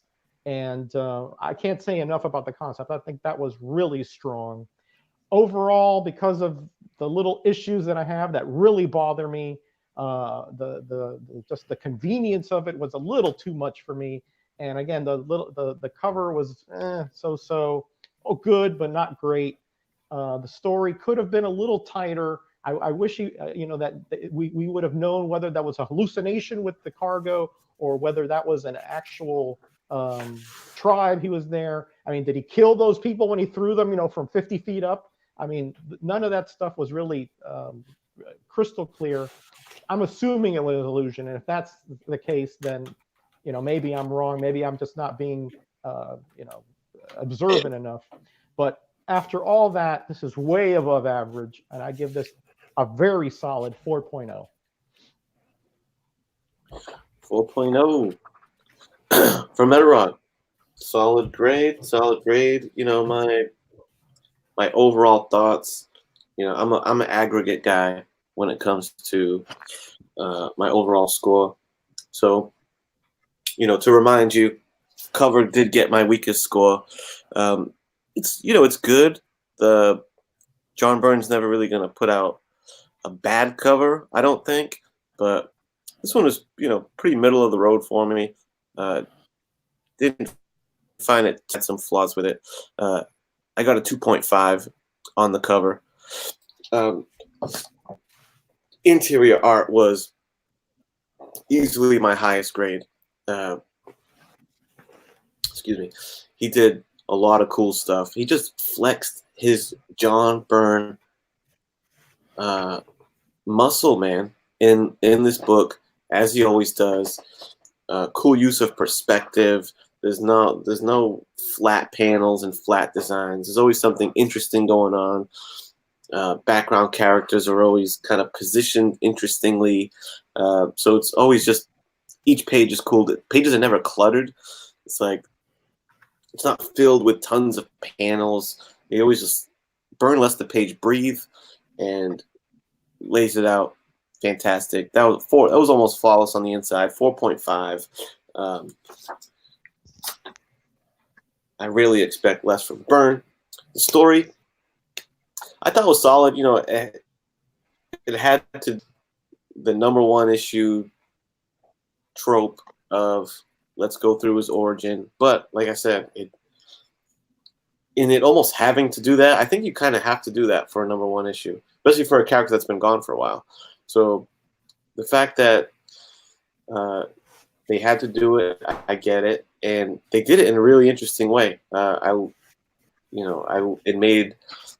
like that it incorporated this. I forget his name, but the ship's captain and him not just being a bystander. It looks like they're teaming up, and he's going to be an integral part of the business. So that was cool. I thought those characters were interesting.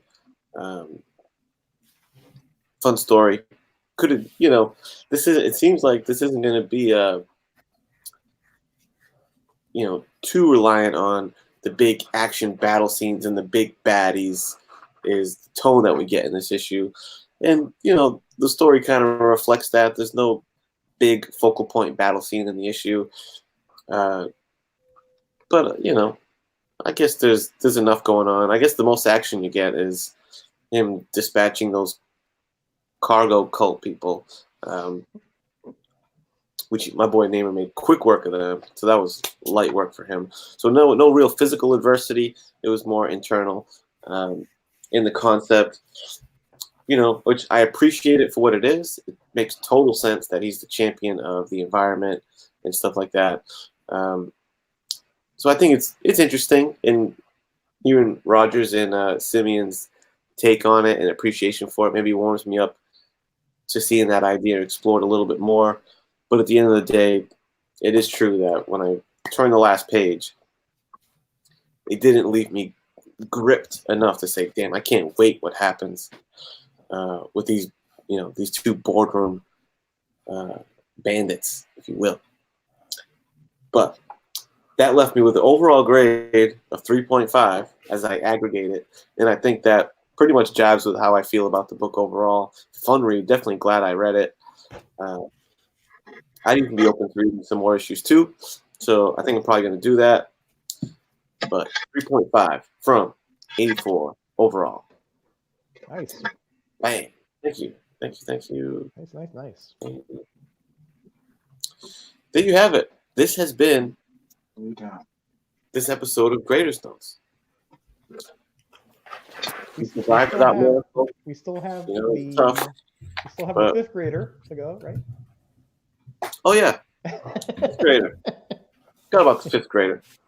Kenny's anxious to show that next book. Yeah. Fifth graders, if you want to let us know your overall thoughts on the book, drop it on in the chat. And you can go with your aggregate score, average out what you scored above, or if you want to come up with a little different score, because sometimes there are holistic reasons for changing that score. Like mine came out to like 4.25. I could have gone up or down, but I went down because the things that bothered me, did not surmount the things that impressed me. So. Just putting that out there, guys. Yeah, I was in a similar case with a 3.3 aggregate, and I could have went either way, but yeah, I decided to round up. John Byrne is the man. He definitely knows what he's doing with a comic book. He gets a 0.5 just for about anything he does, just by having his name on it. So you sound like Simeon there. Let me just preface this by saying I'm a Byrne fan all through and through, no matter what. He could be a mass murderer. I still give him a 4.5. No, one thing that's true though is just kidding there, Simeon. Just kidding. More nipples, and this thing would have been a layup 4. Yeah. But who knew that nipples were so important? In the totality of us enjoying a comic.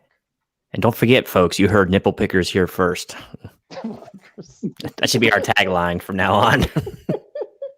Oh, and Biggie Shack, he says he likes how that Suicide Squad #1 book is getting hot right now.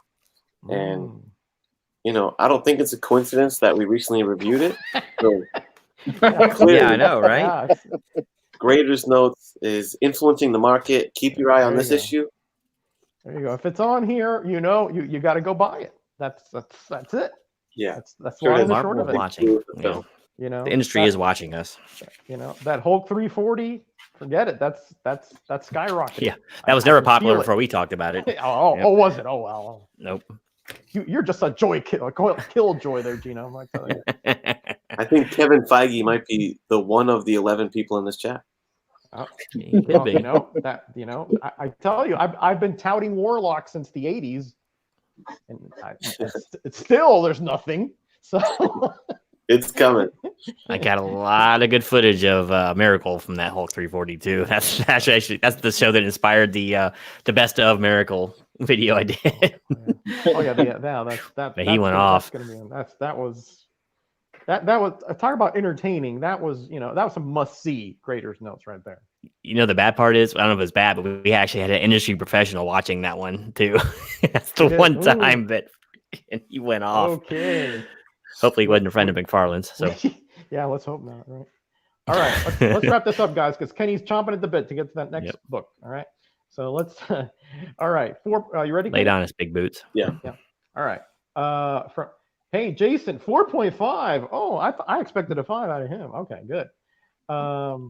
Fifth graders all asleep now. Gray Man with a 3. Steve Whiting 3.5. Joe comes in with a 5. Comes in strong at the end. And Bob World's in the chat. How you doing, Bob? What's up, Bob? Biggie goes with a 3, and Miracle. Yes, Miracle. He must be feverish because he's got this a 3.5. He's thinking like along my wavelength this evening. I tell you, I think you're what was it? What is it when you when the other person's spirit talks through you? Your what is that called? Like a seance, kind of. No, well, but astral projection. No. Like but Strange, in that vein, you are his spirit is passing and talking through you. Let's put it that way. The Fantastic Four gets a 5. Okay, I think that's it, Kenny. Okay, I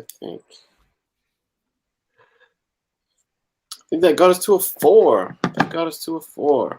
Oh yeah, and Big Lion Cat's 4 grade cements it. It's a 4. Oh, hey, Big Lion Cat. I guess that auction must have ended, and they're all coming over here. Because DS had that big auction. So yeah, he did. That explains some of our lower numbers this evening. That explains it. Yeah. Man, there you have it. What a wild ride it was. But there's, as you know, Grader's Notes keeps on a rolling, and there's going to be a new episode 2 weeks from today, and everyone's dying to know what's the book, brother. It's 84's pick, and here's what I came up with. We're going to do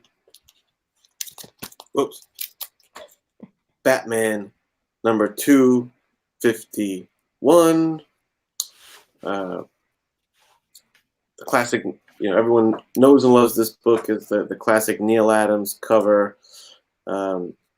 Also, kind of notably, the kind of almost reintroduction of Joker in kind of when they brought him into the more brooding world of Batman and leaned more into the sadistic killer clown as he had been dealt with in more of the Silver Age stuff. So it's Batman 251. Simeon says 5.0 cover all day. Yeah, Simmons are jumping the gun here a bit, but okay. And I think I'll be curious to see if this book, if it goes the way of like that Incredible Hulk issue of, killer cover. Everyone agreed, killer cover, but the inside just did not hold up. So no. Is that what we're going to see with Batman 251? I'm not sure. It's not the original is not a cheap book. So, I made a point to. They just arrived today because I have the original, but I don't know if I really want to mess with it and reading it because it's a little lower grade and all that stuff. Yeah. So I made a point to stock up on facsimiles for my Grader's Note brothers, and I plan to ship a copy of these out to you guys so we can all read along.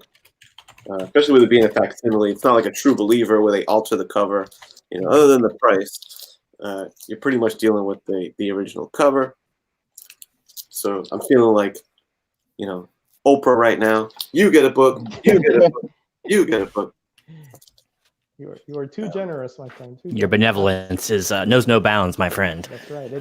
It is going up to the legendary aspect of your nature here now. Yeah, so I'm happy. I can't wait to review this because I am like the least. Shall we say, Batman is one of my least known superheroes. I have very few Batman books, so I'm going to come in there just totally like virgin. Yeah. And Yeah, Joe, this was not one of the $50 facsimiles that Neil Adams tried to sell me. I got these regular cover price. And, strangely enough, I love me some Batman, and I own the book. But I was like, what really made me want to do this book was, I'm like, I never read the issue. Because I just recently bought the actual book, and and it's lower grade, and it's kind of got chipping all around. So I'm like, sometimes when I get those books, I don't really want to open it and read it too much, and I never got around to the digital. So I'm pumped to go through this and read it. So that should be fun. And yeah, so that's what's going on the next episode of Grader's Notes. And I do want to go through and let everyone, let the good people know what's potentially coming up on their channels. But if I could go while I have the floor here, why don't I just get it out the way? Tomorrow night, there's an auction going on. It's if you like slabs or you want to add slabs to your collection, you want to be at this auction. Beside me, there's going to be like 35 different slabs going up for auction.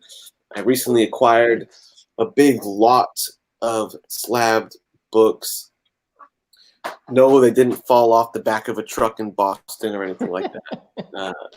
I got them through honest means, signatures. I have 4 different copies of the ASM 1 reprint at 9.8. FF1 on the back. So there's just a big mountain of slabs. There's a lot of like obscure ones and kind of, it's not your household name books, kind of like cool indie stuff. And just know, there's no big, huge keys here, but we're talking starting bids on slabs at like $15. So a lot of affordable slabs, as well as kind of some pretty nice and valuable ones with the cool signature sketches. So, yeah, man, check it out tomorrow, 9 p.m. Eastern on this very channel. Gino, I know you recently did an audit. Answering. Oh, you're answering. Fine. You know what? I'm going to skip you and go to Metarog. Well, I tell you. There I was. Oh, you missed the boat now. You missed it. Metarog. I'll be quick, guys. I'm on my usual pattern. Every Thursday we got the roundup. Every Tuesday I do some kind of quirky, obscure aspect of comic collecting, usually Bronze or Silver Age. And every weekend I usually do a support video for one of my esteemed community members. And then, of course, on Mondays, I'm on the No Faces chat on Bob's Comics. I think everybody knows that by now. Absolutely. Okay, that's it, huh? Yeah, you know what? One thing about Metarog, consistency, man. And I'm a firm believer that in life, if I may tangent for a sec, in life, more than talent, more than, not that you don't have talent, I'm making a larger point, more than talent and skill and means and whatever, consistency is the key to success. Exercise, work, saving your money. Consistency, brother, trumps it all. So Metarog has consistency is my point. Good work, brother. I'm going to save our guest. No, you know what? Genome's in the doghouse, so... As